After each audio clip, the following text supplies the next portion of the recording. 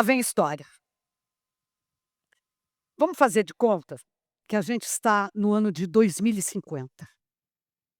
A previsão para as mulheres no Brasil, com a expectativa de vida, é de 84 anos. A previsão para os homens é de 79 anos. Pela primeira vez, 5 gerações vão se cruzar ao mesmo tempo. É um tudo junto e misturado. Os 60 a mais serão a maior faixa etária do país, superando todas as faixas etárias mais jovens. Mais de um em cada brasileiro terá mais de 60 anos. Sabendo dessa informação e voltando agora para 2025, e sendo uma defensora da diversidade de gerações nas empresas, eu resolvi me aprofundar num preconceito que se chama etarismo. Etarismo é o preconceito que tem como base a idade, que atinge principalmente os mais velhos. Eu vou contar uma história para vocês. Quando eu tinha 60 anos, eu recebi uma ligação para trabalhar numa outra empresa, com o cargo de diretora, onde exercia a mesma função como gerente. A entrevista foi maravilhosa, habilidades, competências, tudo listado. Era para outro estado, eu já estava quase de mala e cuia me mudando. 3 dias depois, minha expectativa era alta. Recebo uma ligação. Olha, infelizmente, a empresa preferiu uma pessoa mais jovem. E como tu já tem mais de 60 anos, tan, tan, tan, tan, tan. Foi a primeira vez que eu fiquei frente a frente com esse preconceito, com o etarismo. E é por esse preconceito que eu estou aqui no TEDx hoje para dizer que nós não temos prazo de validade. Eu me imagino mais ou menos assim. Não sei se vocês já imaginaram alguma vez. Tem uma plateia um pouco mais jovem aqui, mas eu estou vendo uma outra plateia também assim que regula. Mais ou menos eu me sinto como uma mercadoria que estou dentro de uma prateleira, num supermercado, e tem uma pessoinha ali com uma lupa olhando o prazo de vencimento daquela mercadoria. E descarta para um carrinho. Pensando nisso, vocês imaginam como a gente se sente? Prazo de validade vencido. Eu decidi que eu não quero alimentar esse monstro do etarismo. O carrinho que fique lá, porque os mais velhos precisam de inclusão e não exclusão. E tinha uma pergunta que me atormentava desde que eu fiz 50 anos. Será que eu tinha que aceitar o envelhecimento como um declínio na segunda metade da vida? Não. Aí, lendo um cientista chamado Arthur Brooks, ele diz que tem 3 portas que a gente pode atravessar na segunda metade da vida. A primeira porta é a porta que eu tenho raiva do envelhecimento, que eu batizei de pé na cova. A segunda porta é: eu aceito o inevitável declínio da meia-idade. É a aposentadoria, que eu chamei de pé na pantufa. A terceira porta é a porta das novas habilidades, do empreendedor, do eterno aprendiz. Ó, foi a porta que eu cruzei. Quando eu cruzei essa porta, que eu chamei de pé na porta.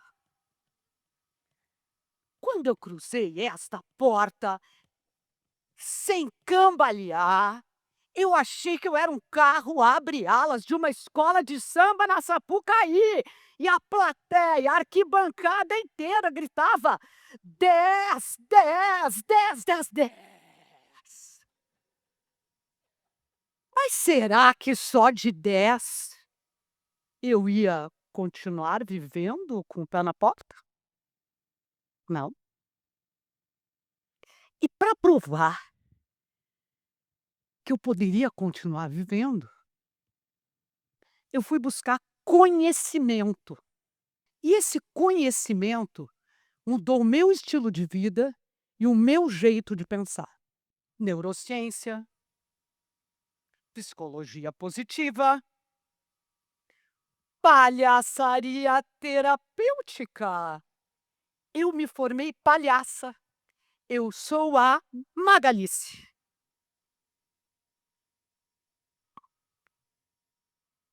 E foi na teoria do psicólogo Cattell que eu encontrei os alicerces para intergeracionalidade. A intergeracionalidade é quando nós reconhecemos as relações entre as diferentes faixas etárias.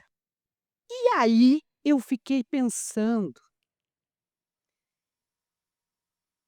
mas eu vou ter que ir atrás desse Cattell, porque eu preciso provar, não é só eu querer, eu preciso provar que a ciência me diga algo. E o Cattell me disse que existe duas inteligências: a inteligência fluida e a inteligência cristalizada. A inteligência fluida é a inteligência do raciocínio com flexibilidade, é a inteligência que a gente faz todas as coisas ao mesmo tempo. É a inteligência bruta, a inteligência dos jovens. Mas tinha também a inteligência cristalizada. A cristalizada, que é diferente da fluida, que sai de sopetão, é a inteligência da sabedoria. É a sabedoria. É a inteligência que acalma os mais jovens. É a inteligência das vivências, da experiência. E o que vocês acham que eu virei? Fã de carteirinha número 1 da inteligência cristalizada. E aí eu descobri também que a inteligência fluida, a partir dos 40 anos, ela faz um pouquinho. E a inteligência cristalizada, ela não termina nunca, vai até o fim da vida. Eu tenho tempo ainda. E é com curiosidade e uma incansável busca pelo saber que eu mantenho o meu cérebro desperto e esperto para o aprendizado. E eu, o que eu faço com isso? Estimulo a neuroplasticidade, que é outra palavrinha. Que é neuroplasticidade? Neuroplasticidade é a capacidade que o cérebro tem de criar novas conexões em resposta a novas experiências. E aí começou a vir um monte de coisa na minha cabeça sobre a sabedoria e a maturidade, a juventude ou a vitalidade. O que eu ia valorizar? Ou um pouquinho de exercício de empatia com vocês.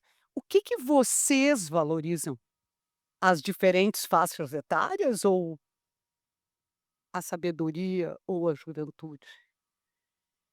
As empresas têm que estar de olho nas diferentes faixas etárias e nas relações que elas proporcionam. Nós não podemos ficar aprisionados no viés inconsciente. O viés inconsciente são as tomadas de decisões que nós tomamos com o piloto automático do cérebro. Um exemplo de viés inconsciente é o etarismo. Ele é um viés inconsciente. É como se vocês estivessem aqui, eu não sei, acho que eu já ouvi alguém, não sei se eu ouvi uma cochichada aí. Que essa senhora está fazendo aí agora?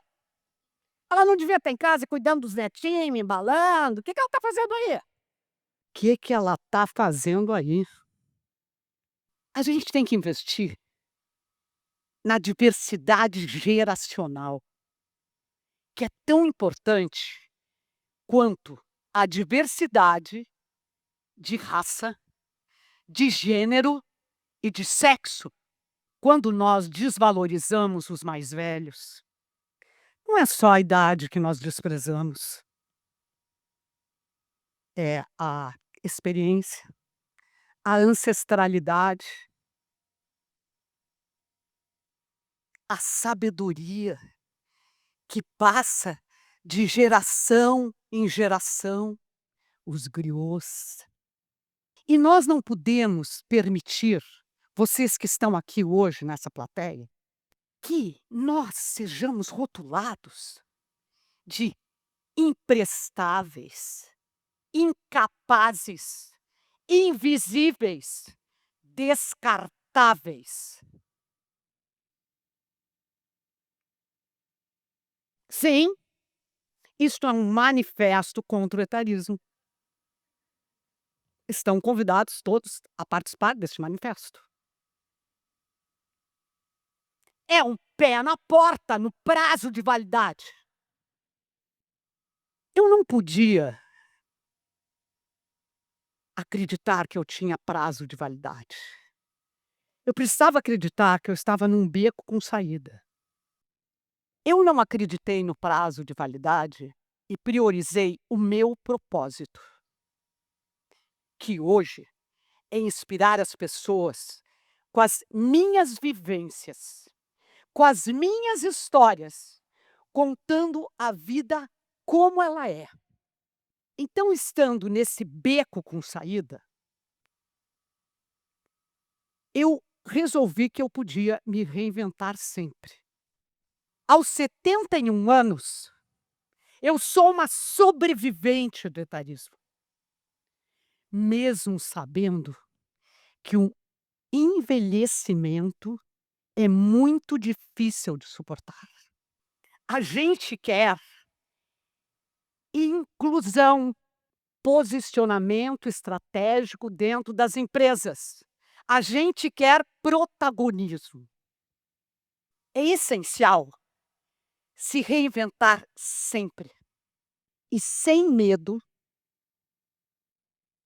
temos que ser visíveis e construir novas versões de nós mesmos sempre. Porque é preciso saber viver. Porque a vida presta. Muito obrigada.